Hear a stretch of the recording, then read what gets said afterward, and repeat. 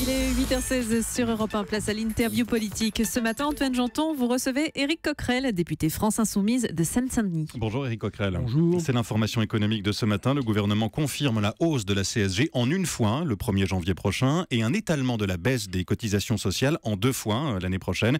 Votre réaction à cette annonce ?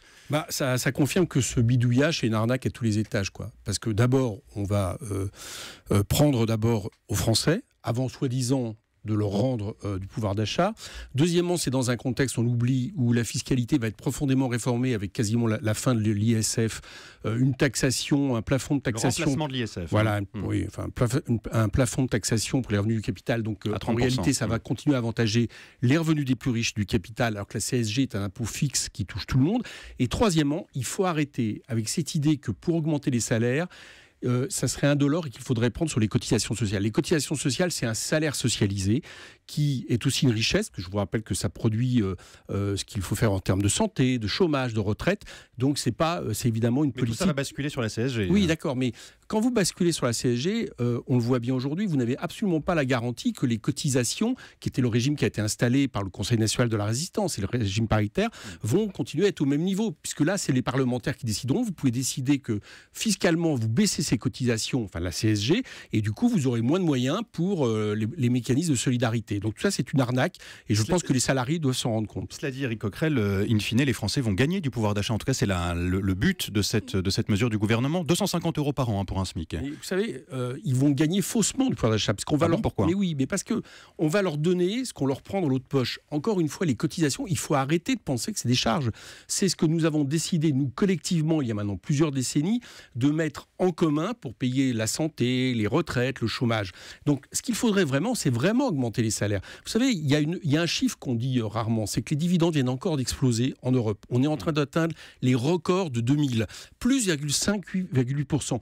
C'est là qu'il faut aller chercher de l'argent, c'est-à-dire sur les revenus qui ne sont pas investis, qui boursicotent, qui profitent, et là, les mettre dans les salaires, au lieu d'avoir des espèces de vases communicants où en réalité, on prend dans la poche des salariés ce qu'on se fait mine de leur donner dans l'autre. Au risque de faire fuir, de continuer à faire fuir les gens les plus riches. Vous savez que la France, ça fait des années qu'on nous bassine avec ça.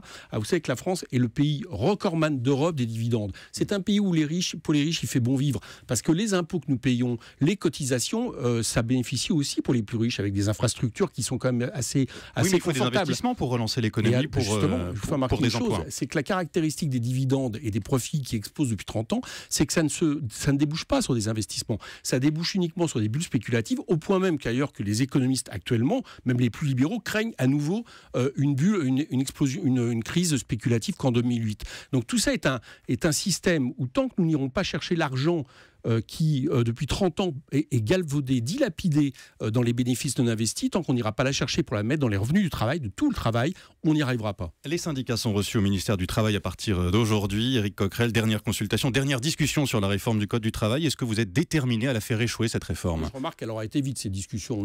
On nous a vendu l'idée qu'il fallait passer vite en ordonnance à l'Assemblée pour la concertation sociale. Il y a eu déjà deux discussions après les avant échos l'été. que nous avons des syndicats de salariés, tout ça a été très expéditif et ne change pas en réalité profondément ce qu'est la réforme, la loi travail proposée, inversion des normes, c'est-à-dire là encore fragilisation des salariés où les négociations se passeront au niveau des entreprises et non plus avec une loi qui les protège, un CDI de chantier qui est la fin du CDI. Mais vous savez déjà ce qui se trouve dedans ? Oui, bien sûr. Oui, puisqu'on a voté quand même des cadres qui indiquent que c'est la loi El Khomri en pire. En bien pire. Mais les arbitrages n'ont pas encore été rendus, ils sont présentés ces jours-ci de tout ce que les organisations syndicales. Pour l'instant, ça ne bouge pas, sur les principales mesures, remise en question du CDI, plafonnement des barèmes de prud'homme qui en fait en réalité sécurisent les licenciements, l'inversion des normes, le travail de nuit généralisé, etc. Rien ne trouve grâce à vos yeux dans ce dossier. Qu'est-ce que vous voulez qui trouve grâce ? La hausse des indemnités de licenciement, par exemple. Oui, d'accord. Alors ça, c'est la carotte qu'on a mis dans le dossier pour faire mine de faire du social. Enfin, tout le reste,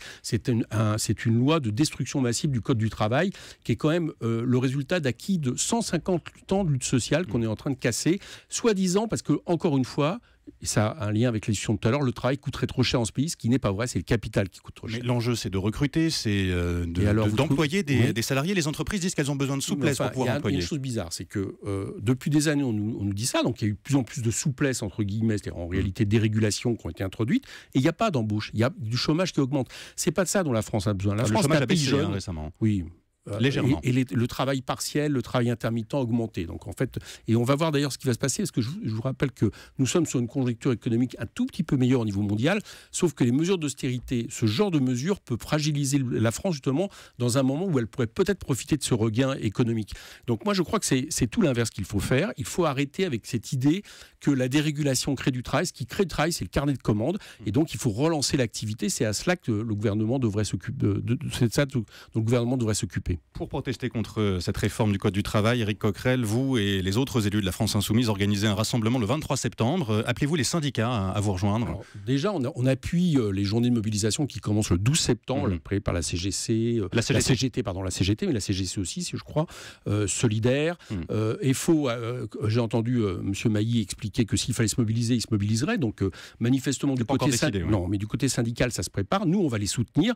Et on a mis aussi une autre date, mais qui est une date de convergence, de complémentarité, un week-end pour une mobilisation citoyenne qui sera juste après le Conseil des ministres du 21 qui va rendre justement là pour le coup les ordonnances avant que ça reprenne à l'heure. Nous espérons beaucoup de monde. On espère que ça converge, mais que ça sera une date parmi d'autres. Il y aura d'autres dates après pendant le combat contre la loi pendant le début octobre. Comment ? Autant que pendant le combat contre la loi El Khomri. J'espère. Et d'après ce que nous ressentons, les caravanes populaires que nous avons fait tout l'été, il y a une vraie sensibilisation dans le pays contre la loi travail. Emmanuel Macron part en Europe de l'Est aujourd'hui pour parler des travailleurs détachés. Est-ce qu'il faut mettre fin à ce statut et à ces abus, puisque Emmanuel Macron va parler essentiellement de ces abus? Bien sûr. Il faut désobéir et arrêter avec ce dumping interne qui consiste à pouvoir embaucher des gens sur des statuts, des règles sociales qui n'ont aucun rapport avec ce qui se fait dans le pays. Ça concerne 300 000 Français quand même. 300 000 Français bénéficient de ce statut. Mais ils n'en bénéficient pas parce qu'eux aussi, en réalité, se font exploiter. C'est jamais un plaisir pour un salarié d'être sous-payé ou de ne pas bénéficier des protections sociales que vos collègues, dont leurs collègues bénéficient. Les Français qui sont employés sont quelque part, j'allais dire, c'est un espèce de dumping interne. On voit bien, et vous avez raison d'ajouter que ça concerne aussi des Français. Donc il faut arrêter avec ça. Je crois que ce que me propose Emmanuel Macron d'abord, de dire je vais essayer de persuader mes partenaires européens, il faut arrêter avec ce genre de choses. La France est la deuxième puissance en Europe, elle peut décider d'arrêter. Et puis surtout, j'ai entendu dire qu'il voulait faire un système où en gros ça se reproduit, au lieu de tous les 3 ans, on prendra un salarié pendant 1 an. Tant qu'à faire, ils choisiront un autre salarié. Dans ces cas-là, rien ne sera changé. Et l'économie repart, il y a de plus en plus d'emplois créés, la croissance reprend, le chômage baisse, on l'a dit très légèrement. Finalement, la politique menée ces derniers mois porte ses fruits, non ? Écoutez, ça, c'est vos chiffres. Les chiffres d'instituts. Il y a un léger regain économique, mais surtout, il y a un regain, c'est ce que je disais tout à l'heure, des dividendes, plus 5,8% au niveau mondial. Et ce décalage entre l'économie réelle, ce que nous produisons comme richesse, et l'économie spéculative, l'économie financière, est inquiétant. Et à mon avis, je crains que nous soyons plus proches d'un futur 2008 que d'une relance de l'économie mondiale. Les emplois aidés, le gouvernement veut les baisser, veut les limiter, car le dispositif est coûteux et inefficace selon la Cour des comptes. C'est pas ce que pensent tous les gens qui sont en situation de handicap dans ce pays. Vous savez que dans les 20 000 suppressions d'emplois, beaucoup concernent des accompagnements de personnes en situation de handicap. Ça va en plus fragiliser à nouveau des communes qui sont déjà atteintes par les baisses de dotation dès cette année. Donc tout ça est une mauvaise politique qui va baisser la solidarité et qui là aussi, je rappelle, les emplois aidés, c'est des gens qui gagnent de l'argent, donc qui consomment. Donc là aussi, c'est mauvais pour la consommation. Le gouvernement veut mettre l'argent dépensé sur les emplois aidés, 3 milliards par an, en tout cas une partie de cette somme, pour développer la formation, pour développer l'apprentissage et donc pour relancer aussi le. Oui, c'est ça, comme la CSG tout à l'heure, où on nous annonçait qu'elle serait tout de suite compensée par des baisses de cotisations. Ce que j'observe, c'est qu'il baisse, il supprime ces emplois d'abord, et le tout apprentissage, qui est un petit peu l'alpha oméga des gouvernements depuis quelques années, n'est pas une bonne manière de faire de la formation.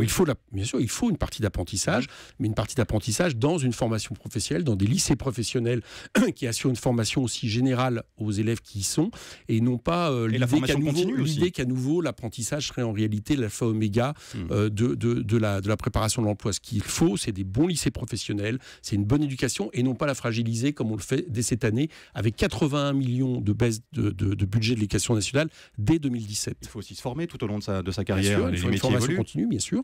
Mais ça, je vous ferai remarquer que ce n'est pas ce qui est... avec l'argent, que je le répète depuis tout à l'heure, avec l'argent justement qui permettrait une relance de l'activité. Encore une fois, je ne sais pas si vous vous rendez compte, mais quand nous parlons de 40 milliards de dividendes en France, rien qu'en France, c'est des choses avec lesquelles, rien qu'une partie, on pourrait largement alimenter la formation, alimenter des écoles, alimenter justement une relance de l'activité. Éric Coquerel, la France Insoumise fait sa rentrée politique à partir de demain à Marseille. Est-ce que le mouvement est en train de se structurer? On ne voit pas très bien qui dirige le mouvement, à part la figure tutélaire de Jean-Luc Mélenchon. Vous avez remarqué déjà que nous sommes, par exemple, beaucoup de députés. On n'arrête pas de dire qu'on est 17 un groupe. députés. Voilà, on est un groupe avec où beaucoup de personnes sont visibles. Donc manifestement, il n'y a pas que Jean-Luc Mélenchon. Et vous avez aussi toutes les structures qui ont été héritées de la campagne. Pour l'instant, c'était une campagne France Insoumise. Donc il est normal que dans la phase de transition, ce soit les mêmes personnes, les différents courants, groupes qui ont animé cette campagne, qui continuent à préparer l'université d'été. Et on aura une convention mi-octobre qui, j'allais dire, organisera un peu plus l'ensemble selon ce que les insoumis eux-mêmes auront souhaité. Dernière question sur la situation au Venezuela. Le pays s'enfonce. Est-ce qu'il s'enfonce dans la dictature, Éric Coquerel? J'ai remarqué que le Venezuela, à chaque fois qu'on est invité, on a l'impression que c'est l'épicentre international des problèmes dans le monde. Non, mais c'est un problème. J'aimerais bien qu'on parle de Trump, des menaces par rapport à la Corée du Nord, enfin de choses qui sont hautement inquiétantes dans le contexte international. Mais le Venezuela est un groupe que vous vouliez rejoindre, l'Alliance bolivarienne. Non, on n'a pas dit ça. Bon, laissons tomber. Le Venezuela. On a parlé d'accords internationaux comme déjà la France est engagée avec d'autres pays des Caraïbes. Mais sur le Venezuela, je réponds. Nous sommes dans une situation aujourd'hui où en Amérique latine, de manière globale, il y a une offensive de la droite, y compris avec les États-Unis derrière, de Donald Trump, qui l'affirme très clairement pour déstabiliser des régimes de gauche. C'est ça le contexte dans une situation pour le Venezuela où effectivement, là il faudrait longtemps pour en parler, la rente pétrolière a baissé, qui leur a permis de redistribuer, contrairement à d'autres oligarchies, justement la richesse produite par le pétrole. Nous pensons que la situation et l'issue doit être politique. Nous pensons que c'est une bonne nouvelle que des groupes d'opposition participent aux prochaines élections régionales, parce que c'est par les urnes que ce pays doit évoluer, doit sortir de la situation dans laquelle il est aujourd'hui plongé, notamment avec des groupes de droite et d'extrême droite extrêmement virulents. Et pas seulement dans l'opposition. Merci Éric Coquerel, député France Insoumise de Seine-Saint-Denis, et bonne journée.